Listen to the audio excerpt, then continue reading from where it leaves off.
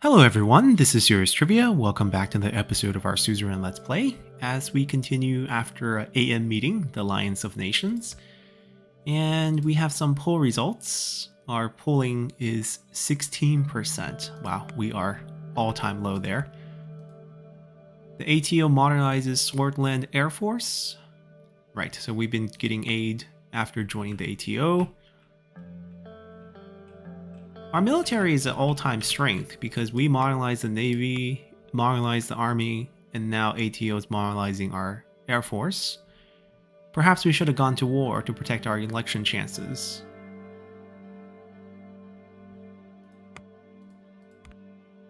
And we have a private meeting with our Minister of Foreign Affairs.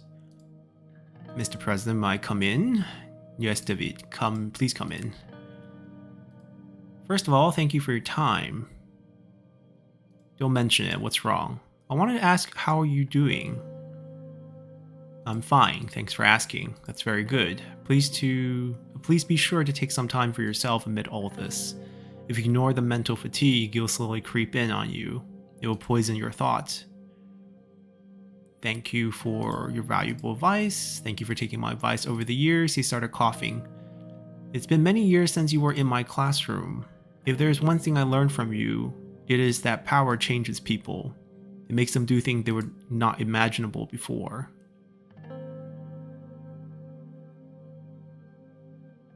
True, but it changed me for the better. Perhaps, but it also takes its toll. I overheard a conversation the other day near a newspaper stand. It piqued my interest, so I kept listening. They were talking about you. They were calling you a radical centrist. What do you think about that? They aren't wrong. I am a centrist. My father, Artur S. Savi, used to say, always know yourself. It's good to know what you do. So the elections are fast approaching. How are you feeling about your chances? I can't say for sure, but I'm hopeful. Good, that's what a leader should say. I'm afraid I have an announcement to make to you. He's resigning, I bet. An announcement? What kind? After your term is done, I'll be retiring. For what reason? I have been in this line of work for many decades now. I swore an oath to myself years ago. I would quit if I ever felt like I didn't have the physical capability to serve anymore. At that point, I'll become a hindrance. That time has come, Mr. President. My bones are aching, my hands are shaking, my voice is failing. Besides, I'm sure you can find a younger minister who is a little more full of life. He winked at me and chuckled, which turned into another cough. You've been a mentor, a teacher, and a friend. Thank you for your service to the country. It was an honor, Mr. President. David stood to leave. Shake his hand. Best of luck, Anton. Thank you. Right, that's not surprising. Woman for Rayne. It's a surprising amount of support from women in Sordland. 53.4% of women said they will vote for President Rayne due to improvement in women's rights situation. I don't know if that's enough, but we have to be hopeful. And Nolia is trying to join ATO. That is good. President's impeachment trial date set. Ooh, we have an impeachment before our election to be dethroned. People's Front coming strong.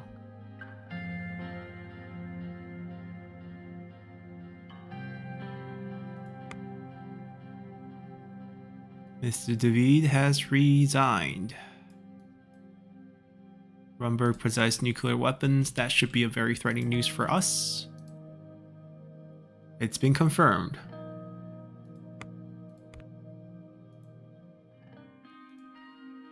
Mr. President, there is a problem.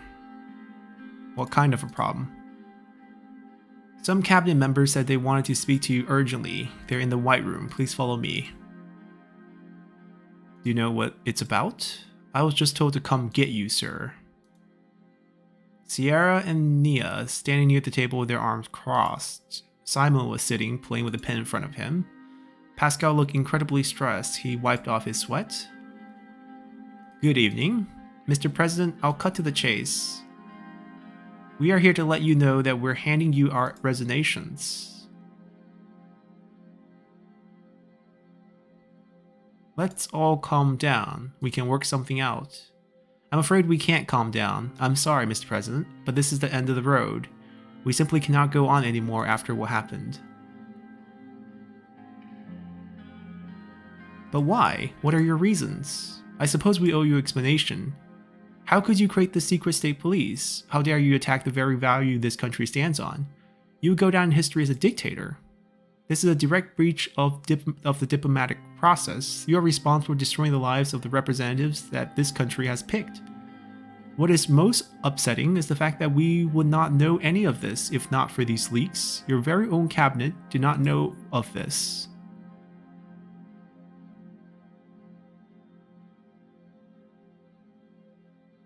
I did what I had done in order to protect this country.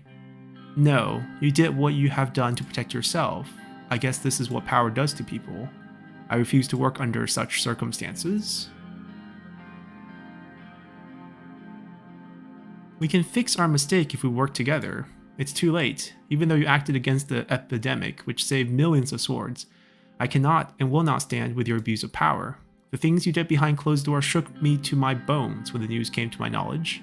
You may have your reasons, Mr. President, but it is for the greater good. But the same line of reasoning will simply lead to more atrocious actions. I'll hand you my resignation once our term is done, Mr. President. I have failed my mission as the Minister of Economy. During our term, instead of stopping the recession, we have made it even worse and entered a sordid depression. I blame myself for this. I couldn't offer you better solutions. I have proven that I'm unfit to serve as the Minister of Economy in Sordland. I'll resign at the end of our term. Please don't do this, Simon. I'm to blame, not you. I'm afraid things are already in motion, Mr. President. I took a deep breath. I looked at the determined faces. I have no choice but to accept your resignations. Sierra was too radical for this country anyways. Niall was a great Minister of Justice with a good track record. Simon had failed his job and could always be replaced by another expert. His departure wouldn't be felt, and the damage he had done won't be forgotten. Pascal's heart was in the right place, and sad that he's leaving. People come and go, such is life. So, huge wave of resignation. Future of Rayne's cabinet. Who's on our side now? Right. We are isolated. Our son don't like us. Our cabinet have empty seats. Our court have empty seats. Ooh, Naya's gone from the court. That's interesting, because she has her seat due to the fact that she's a Minister of Justice. Very interesting setup, by the way, how they do that. We have a dinner at home. With my impeachment trial looming, I've practically been sleeping in the Maroon Palace, but tonight, I made a deliberate effort to get home early. I told Monica and Dina I wanted a family supper, just like the old days. Monica had promised to cook something special. The usual crowd of protesters waiting for me outside the gates of the complex. The guards formed a cordon to let me through. I hurried past them, went inside, and locked the front door behind me. I heard footsteps coming my way. Hi, Papa. Deanna, how was school today? Deanna shrugged. I won a prize at the science fair, honestly. I think they were teaching girls different stuff before, because they knew we were smarter than boys. You might be right. Deanna smiled. Mama's in there. I gotta do some homework before dinner. I followed her with my eyes as she went upstairs. She was starting to look more and more like her mother. I stepped into the kitchen. Monica was stirring a pot on the stove, her back turned to me. Hug her from behind. She screamed and dropped her ladle. When she realized it's me, she smiled and gave me a kiss on the cheek. Sorry, Anton. I guess I've been on edge lately. Why don't you go fix yourself a drink in the living room? I'll let you know when dinner's ready.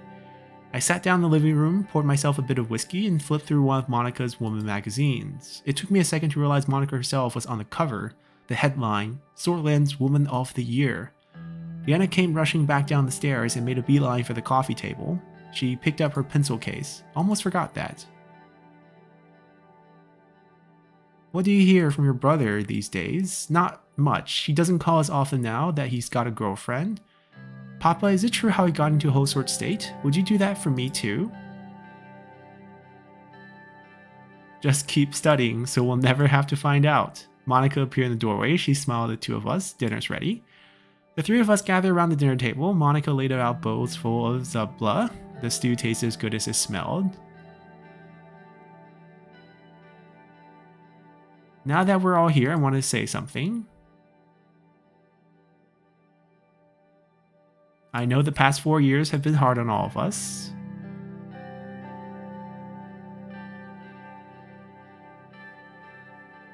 I'm so grateful, both of you, for supporting me through it. We deserve to celebrate. Monica's eyes were shining.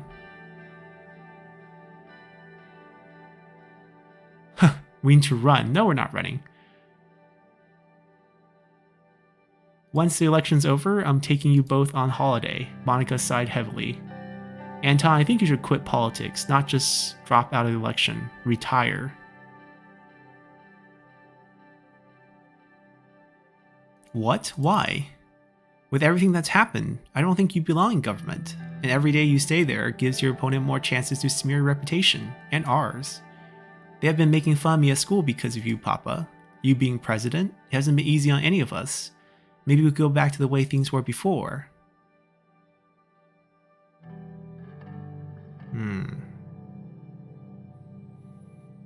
This is a way out, I guess.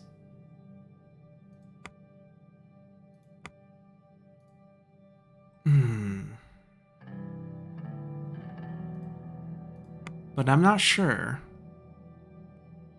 I want to give it one more shot. We could do so much more. Sorry, Monica. I gotta keep going. You never did know when to give up. Can we finish dinner now? Of course. The three of us finished our food in silence. Once we had cleared our plates, I went up to my study. I still had work to do. We're not a quitter. Hope is not lost? The communist. Okay. And we continue. Sometime later. Impeachment trial, I bet.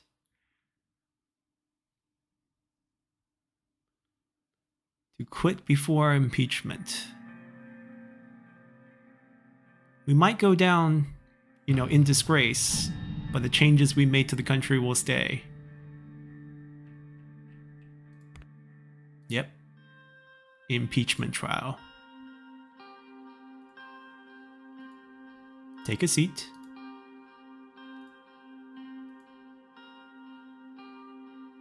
Rise up from your seat. Supreme Court Justice entered and took their seat one by one. Didier might help us. Isabel might help us. Heron, questionable. The court is now in session. You may be seated.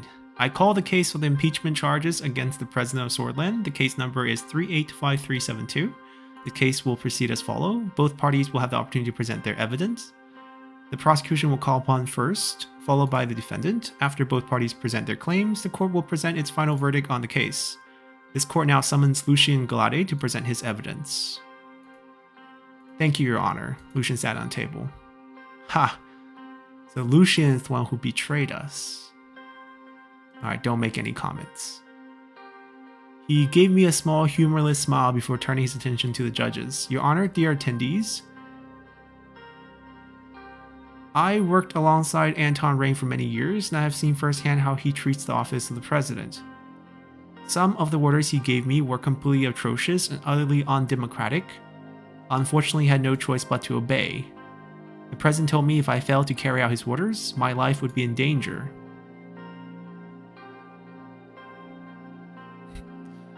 Interesting play here. I really do want to call him a liar, but this is a court. His underhanded and criminal ways are certainly grounds for impeachment. Today I wish to clean my conscience by aiding in the removal of this rogue president from his post. Thank you for your honesty, Mr. Galade. Thank you, Your Honor. I wish to present my evidence now. These documents prove the existence of a new organization created by Mr. President, the Secret State Police. Worse than President Rayne's covert creation of this police force is the way in which it was used. The evidence is clear. I have the paper detailing that Mr. President had his then secretary, Miss Suno, detained. President Rayne targeted well-known state figures in our government. He ordered the assassination of Orso Hawker, the Chief Justice of the Supreme Court. Mr. Gaudet, are you sure of this? What you are saying sounds like borderline conspiracy. It would create great ripples across our country. The evidence is clear, Your Honor. At the helm of this organization is none other than Karl Gressner, the head of the police force in Sordland. Let's hear from the man himself. The court now summons Karl Gressner to present his evidence. Karl Gressner walked in. He took off his hat, stuck it under his arm, and gave a stiff bow. Thank you, Your Honor. Karl took his seat. As I glared at him, he looked down the floor.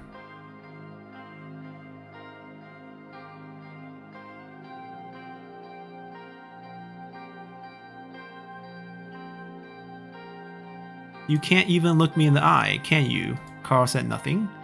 Miss Gressner, in the evidence provided to this court, there are very big claims. We will now ask you a few questions. Is it true that during the time this government has been serving, a new police force has been created? Yes, Your Honor. Were you the head of this new police force? Yes, Your Honor. Could you tell the court the name of this organization? It is called the Secret State Police, Your Honor. Who ordered the creation of this Secret State Police? Mr. President did, Your Honor. And what were some of the responsibility of this Secret State Police? Fabrication of evidence, kidnapping, assassination, death threats. Are these responsibilities in line with the Swedish Constitution, Mr. Gressner? No, Your Honor. What is the largest task the Secret State Police has handled by the order of President Sordland? It was the assassination of Orso Hawker. Those were all questions I had. Thank you, Miss Gressner. You may leave. Thank you, Your Honor. Your Honor, I beg you to recuse Mr. Gressner. Just like me, he was merely following orders. Of course, the court knows that Mr. Gressner is a man of respect and loyalty. Thank you. Thank you, Mr. Gressner. You may leave the courtroom. Back to you, Mr. Gaudet. We all know of the turbulent event that occurred at the beginning of our term. The killing of Bernard Sakars caused the spike in political violence like never seen before. The conflicts exacerbated by both the Young Swords and the Young Red Youth. I believe the court would be surprised to hear that Mr. President would be secretly funding the Young Swords illegally. Mr. Gaudet, do you claim that the President has indirectly caused violence in Sordland by funding this organization? I do, Your Honor. I see. My personal investigation turned up shocking news about President Rayne's seemingly perfect family. His son Frank Rayne is currently studying at Horsford State University. During a meeting with the Minister of Education, Sierra Walda, I came across the list of university exam remarks received by the children of government officials. My curiosity got better of me and I found Frank Rayne's scores. They disqualified him from nearly every university in the country, let alone Horsford State. So I followed the trail. I found out the president abused his power to grant his son acceptance into Horsford State University. He held up a paper. This is the list I mentioned as well as the enrollment information from the university. That is all the evidence I have to present to the Supreme Court today. Thank you, Mr. Gaudet. We'll take the substantial evidence you have provided into consideration. You may leave. I would like to have a closing word. This man cannot be allowed to the president of Sordland. The evidence is clear and we need to uphold the law. I have full confidence that this court will bring Anton Rayne to justice.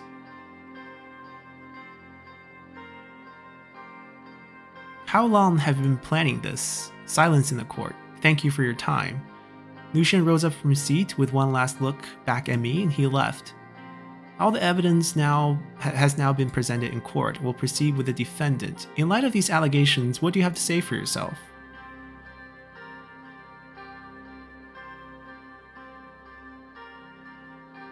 I deny all this. This is all a ploy to end my presidency and I will not accept a guilty verdict. There is no place for conspiracy theories in this court, Mr. President. Evidence has been presented in clear and irrefutable manners. This court will now proceed with the final evaluation of the evidence before announcing the verdict. So it seems like this is it. So we're going to get the news that we are impeached, and this is the ending, I believe.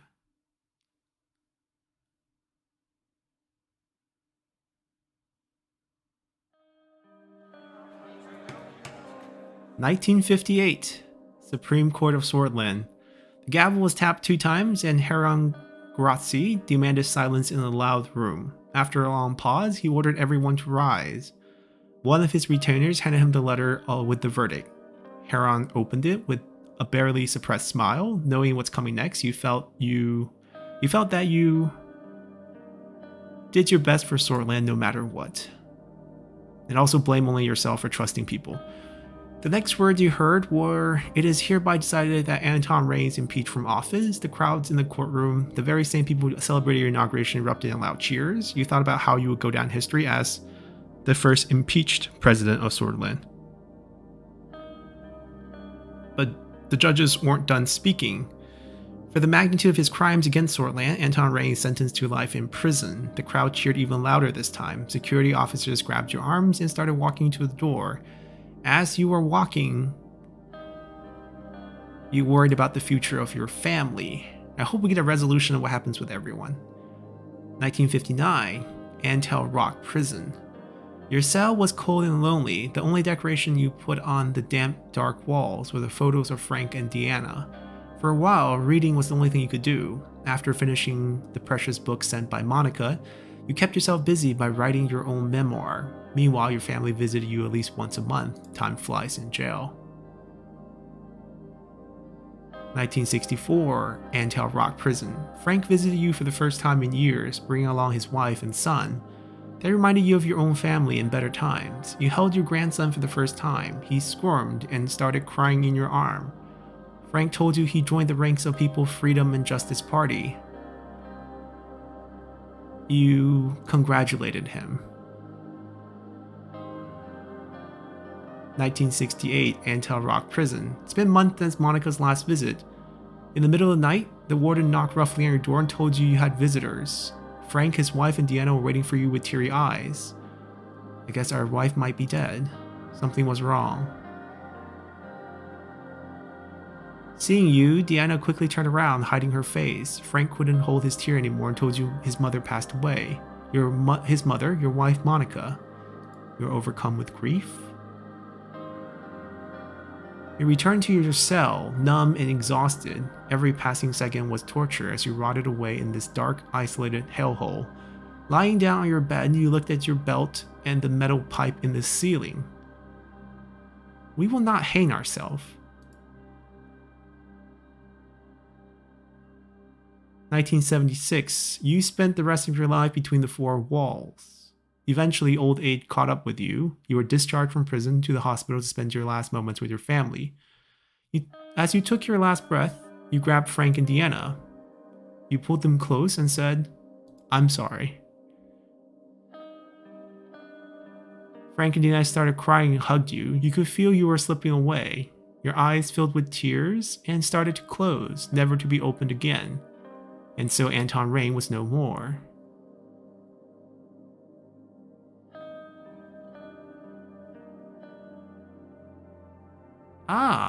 This is very interesting. This is what this game's all about. Where exactly we land on the scale.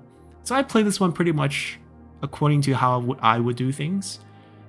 With slightly way too much trust and way too much centric.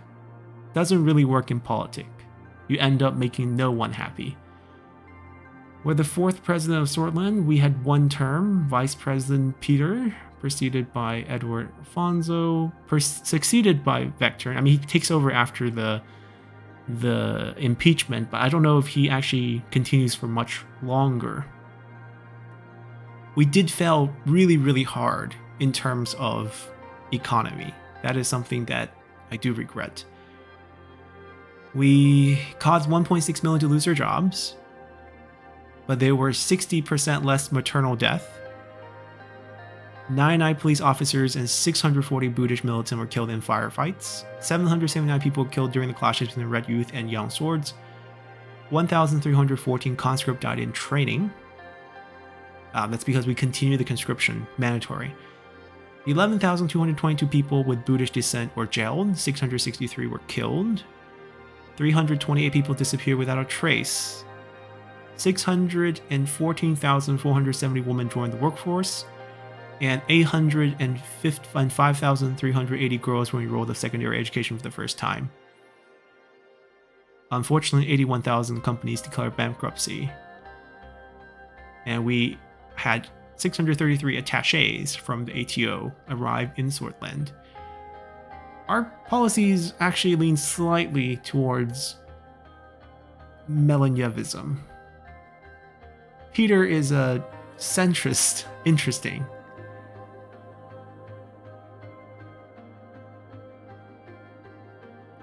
We didn't even meet Remus. Never explored that part of the story.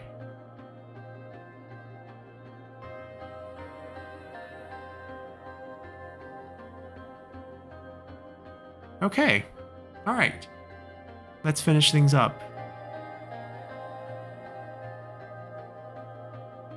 I don't think there's anything else, but I could be wrong.